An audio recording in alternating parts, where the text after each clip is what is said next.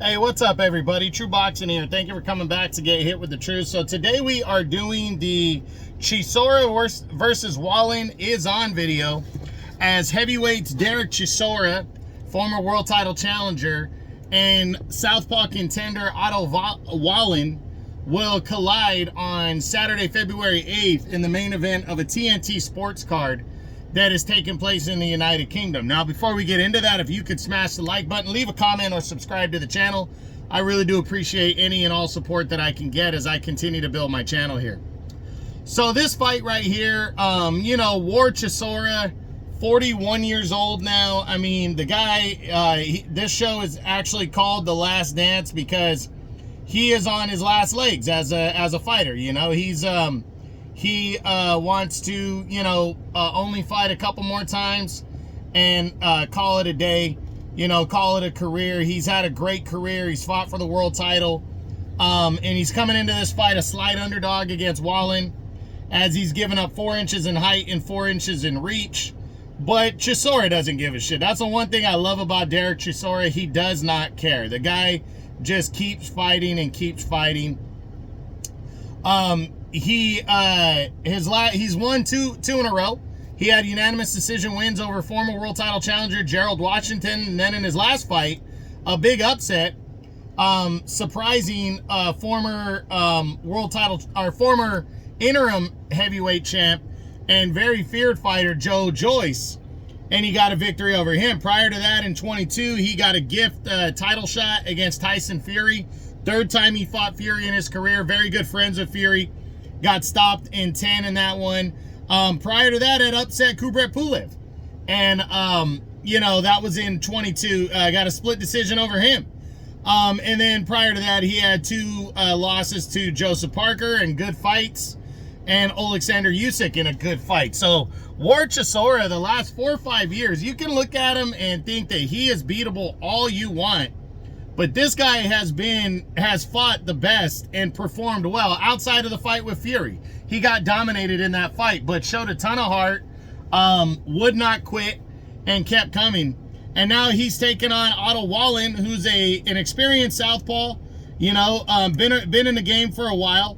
But when he has stepped up, he's come up short, and that's the thing, is how is this one going to play out? Back in 2019, he took on Tyson Fury, fought his ass off once a cut opened up and everything. He fought his ass off, came up short, losing a decision. That kind of put him on everybody's lips right there after that. He became a guy that was avoided because he had given problems to Fury.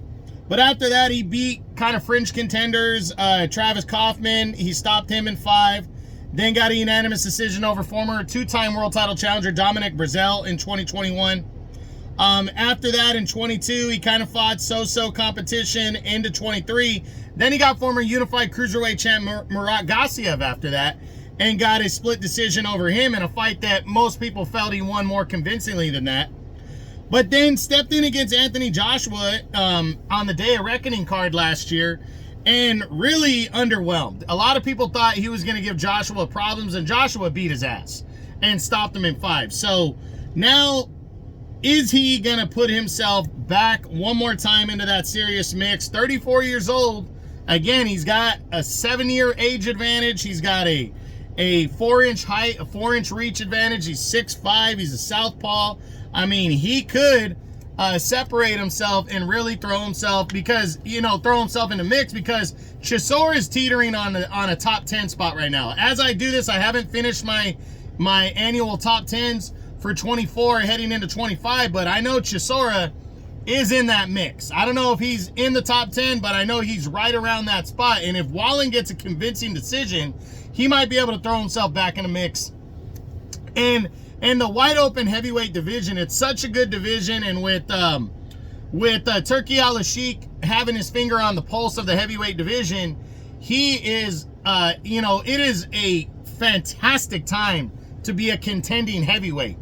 So Chisora's got nothing left to prove. So that's why it's Wallin's fight to lose, in my opinion. It really is.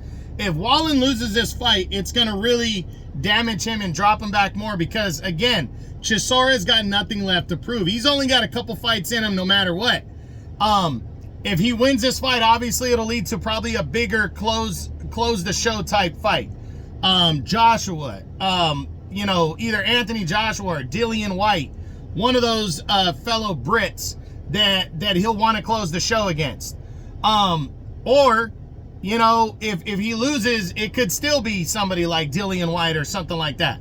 But if Otto Wallin could pull off the win, he's right in that serious mix of the heavyweight division again, and wide open. He'll probably get an opportunity against somebody, and we'll see how it shakes out. But he's got to win this fight. So a lot riding on this fight. Saturday, February 8th, huge heavyweight action going on. Chisora versus Wallin is on in a heavyweight showdown. I hope you enjoyed the video. If you did, smash the like button, leave a comment, or subscribe to the channel. I appreciate any and all support. This is True Boxing. You've been hit with the truth.